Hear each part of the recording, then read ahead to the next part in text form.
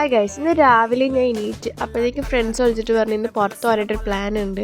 So AB ശരത്തും ഇപ്പോൾ കോട്ടയത്ത് നിന്ന് വരുന്നുണ്ട്. സോ ഞങ്ങൾ അതിൻ്റെ ഒരു പ്ലാനിൽ ഇരിക്കുമായിരുന്നു. പെട്ടെന്ന് തന്നെ മുഖമൊക്കെ കഴുകി സെറ്റായി പെട്ടെന്ന് ഒരുങ്ങുമായിരുന്നു. കാരണം ബസ് വരുന്നത്, കാരണം എൻ്റെ കയ്യിൽ വണ്ടി ഇല്ലായിരുന്നു. വണ്ടി എനിക്കിനി ടൗണിൽ പോയിട്ട് എടുക്കണമായിരുന്നു. അപ്പോൾ ബസ് വരുന്ന ടൈം നോക്കി പെട്ടെന്ന് ഒരുങ്ങി ബസ്സിൽ കയറി ഞാൻ പെട്ടെന്ന് വണ്ടിയൊക്കെ എടുത്ത് നെഹയുടെ വീട്ടിൽ ചെന്നപ്പോൾ അവന്മാരോട് ഉണ്ടായിരുന്നു. പിന്നെ അവന്മാരെയും കൂട്ടി ഞങ്ങൾ കുഴിമന്തി കഴിക്കാൻ വേണ്ടിയിട്ട് ഞങ്ങളൊരു റെസ്റ്റോറൻറ്റിൽ പോയി. അവിടെ പോയി ഞങ്ങൾ കുഴിമന്തിയൊക്കെ ഓർഡർ ചെയ്ത് പിന്നെ അതിലിരുന്ന് കുറച്ച് നേരം ഇരുന്ന് കഴിച്ച് ഓരോ കാര്യങ്ങളൊക്കെ പറഞ്ഞിരുന്ന് കഴിപ്പായിരുന്നു.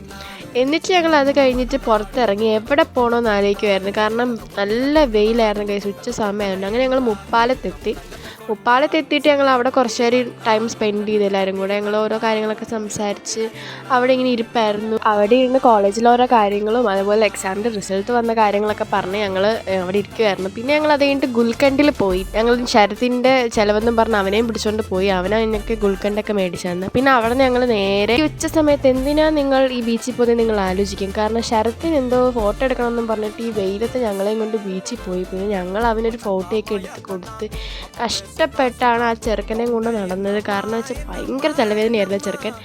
ആൻഡ് ഞങ്ങൾ എന്നിട്ട് അവിടെ പോയിട്ട് അവൻ ഫോട്ടോ എടുക്കുന്ന സമയം നോക്കി ഞങ്ങൾ ഓരോ വീഡിയോ ഒക്കെ എടുത്തു. പിന്നെ നെഹയും ശരത്തും തമ്മിൽ ആസ് യൂഷ്വൽ ഇടി കൂടുമായിരുന്നു. അതെപ്പോഴും കണ്ടാലുള്ള ഒരു കാര്യമാണ് ഇടി കൂടുന്നത്. പിന്നെ ഞങ്ങൾ അവിടെ നിന്ന് നേരെ KSRTC ബസ് സ്റ്റാൻഡിൽ ഇവന്മാരെ ആക്കാൻ പോകുമായിരുന്നു. അപ്പോഴത്തേക്കും റെയിൽവേ ക്രോസ് അടച്ചു. അങ്ങനെ ട്രെയിൻ വന്നു. പിന്നെ ഞങ്ങൾ കുറച്ച് നേരം അവിടെ പോസ്റ്റായിട്ട് നിന്നു. പിന്നെ തിരിച്ച് ഇവന്മാരെ കൊണ്ട് സേഫായിട്ട് ഞങ്ങൾ KSRTC ബസ് സ്റ്റാൻഡിൽ വിട്ടിട്ട് ഞങ്ങൾ നേരെ നേഹയുടെ വീട്ടിലോട്ട് പോകുമായിരുന്നു.